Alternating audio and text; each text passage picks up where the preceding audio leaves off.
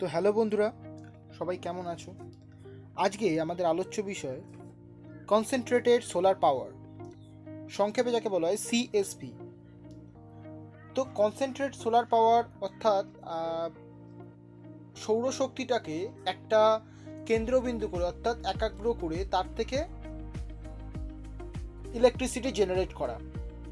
তো আমরা আগে জেনেছি সোলার পাওয়ার আমরা একমাত্র সোলার প্যানেল থেকে পাই, বাট তাছাড়াও অনেক বিকল্প পদ্ধতি আমাদের সামনে আছে যেটা আমরা ধীরে ধীরে জানব।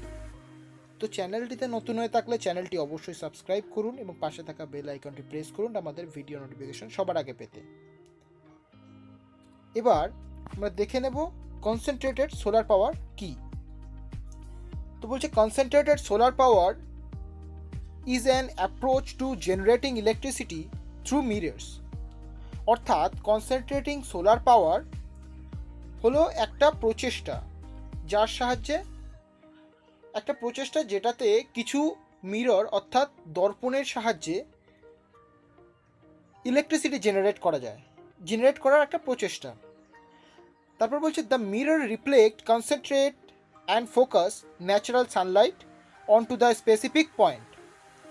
অর্থাৎ সেই দর্পণ বা আয়নাতে সূর্যের আলো প্রতিফলিত করে সেটাকে একাগ্র করা হয়, অর্থাৎ একটা স্থানে একটা নির্দিষ্ট কেন্দ্রবিন্দুতে ফেলা হয় এবং তার থেকে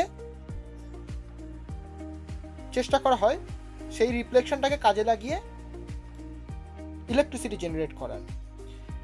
বলছে which is then converted into heat. মানে কি হয়, সূর্যের আলো যদি অনেক সময় একটা স্থানে পড়ে তো সেই স্থানটা ধীরে ধীরে গরম হতে থাকে এবং একাধিক সূর্যরশ্মি যদি একই স্থানে পড়ে সেটা তো অতিরিক্ত গরম হবেই। তো সেটাই এখানে বলছে যে সেই যে সূর্যরশ্মিগুলো যেটা মিরর থেকে রিফ্লেক্ট হয়ে একটা স্থানে পড়ছে অর্থাৎ একাগ্র স্থানে জমা হচ্ছে, মানে একটা স্থানেই প্রতিফলিত হয়ে পড়ছে, সেটাকে হিটটাকে কনভার্ট করা হয়, মানে সেই আলোটাকে হিটে কনভার্ট করা হয় এবং the heat is then use to create steam. এবং সেই হিটটাকে কাজে লাগিয়ে কোনো সিনথেটিক অয়েল যেটা অনেক তাপ শোষণ করতে পারে, সিনথেটিক অয়েল অথবা কোনো ওয়াটারই ধরে নিতে পারি আমরা, জল, সেখান থেকে জলটাকে গরম করা হয় এবং সেই জলটাকে কাজে লাগিয়ে স্টিম ক্রিয়েট করা হয়। ঠিক আছে, তো স্টিম ক্রিয়েট করার পর কী করা হচ্ছে, which drives a turbine to generate electric power. অর্থাৎ টারবাইন যেটা থাকে, স্টিম টারবাইন যেটা আমরা জানি, সেই স্টিম টারবাইনে স্টিমটাকে পাঠানো হচ্ছে এবং টারবাইন ঘুরিয়ে ইলেকট্রিক পাওয়ার জেনারেট করা হচ্ছে। The process can be repeated continuously. মানে এই যে প্রসেস, যে কনসেন্ট্রেটেড সোলার পাওয়ার যে সিস্টেমটা, সেটাতে প্রথমে সূর্যরশ্মি রিফ্লেকশন হচ্ছে এবং রিফ্লেকশন হওয়ার পর একটা কেন্দ্রবিন্দুতে পড়ছে এবং সেই কেন্দ্রবিন্দুতে যে টেম্পারেচারটা পাওয়া যাচ্ছে, হিট এনার্জিটা পাওয়া যাচ্ছে, সেই হিট এনার্জিটাকে কাজে লাগিয়ে স্টিম তৈরি করা হচ্ছে এবং স্টিম তৈরি করে সেটা দিয়ে টারবাইন ঘোরানো হচ্ছে এবং টারবাইন ঘুরিয়ে ইলেকট্রিক এনার্জি তৈরি করা হচ্ছে। এই যে প্রসেসটাকে বারবার রিপিট করা হলে বলছে because technology can store a heat produced. মানে সিএসপি অর্থাৎ কনসেন্ট্রেটেড সোলার পাওয়ার যে টেকনোলজিটা উষ্ণতা তৈরি করছে, it can therefore be used on day where there is no সান।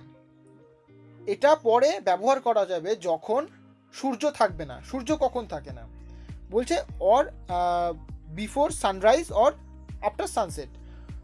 অনেক সময় মেঘলা আকাশ থাকে, যখন সূর্য খুব ভালো দেখা যায় না, তখন সূর্যরশ্মি না পড়লে আলোটা প্রতিফলিত হবে না, তখন সেই সময় এটাকে ইউজ করা যাবে। অথবা সানরাইজ অর্থাৎ সূর্য যখন ওঠে, মানে তার আগে সূর্যরশ্মি থাকে না, তখনও এটাকে ইউজ করা যাবে, অর্থাৎ নাইট টাইমে এই হিটটাকে কাজে লাগানো যাবে। অথবা সানসেট, আফটার সানসেট মানে সূর্য অস্ত যাওয়ার পর এই হিটটাকে কাজে লাগিয়ে ইলেকট্রিসিটি জেনারেট করে আমরা দৈনন্দিন জীবনে কাজকর্ম করতে পারবো।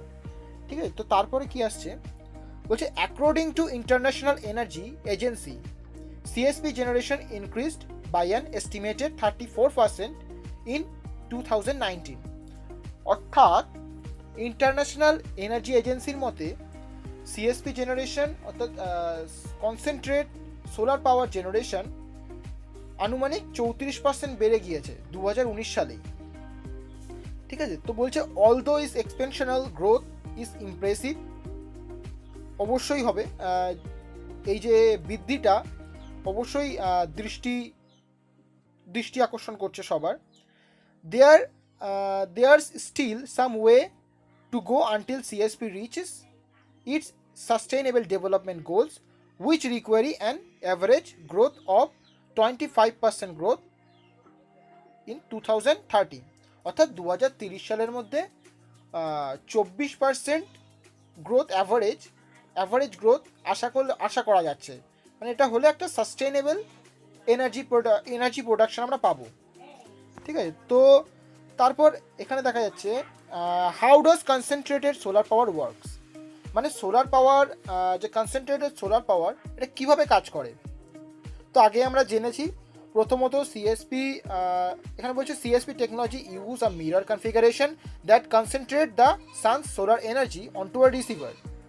ঠিক আছে, মানে হচ্ছে সোলার এই যে টেকনোলজিতে মিররটা কাজে লাগিয়ে আলোটাকে সোলার যে রে সেটাকে কনসেন্ট্রেট করা হয় একটা রিসিভারের ওপরে, এবং সেটাকে হিট এনার্জিতে ট্রান্সফার করা হয়, এবং সেই হিট এনার্জি থাকে টারবাইন স্টিম তৈরি করে টারবাইন ঘুরিয়ে সেটাকে ইলেকট্রিক্যাল পাওয়ারে ট্রান্সফার করা হয়, এবং সেই ট্রান্সফারটাকে বারবার করা হয় যাতে আমরা পরবর্তী সময়ে যখন মানে সানলাইট পাওয়া যায় না তখন সেই সময় আমরা ইউজ করতে পারি। ঠিক আছে, তো আর নিচে কি বলছে, নিচে বলছে its ability to store energy that what makes CSP's flexible source of renewable energy.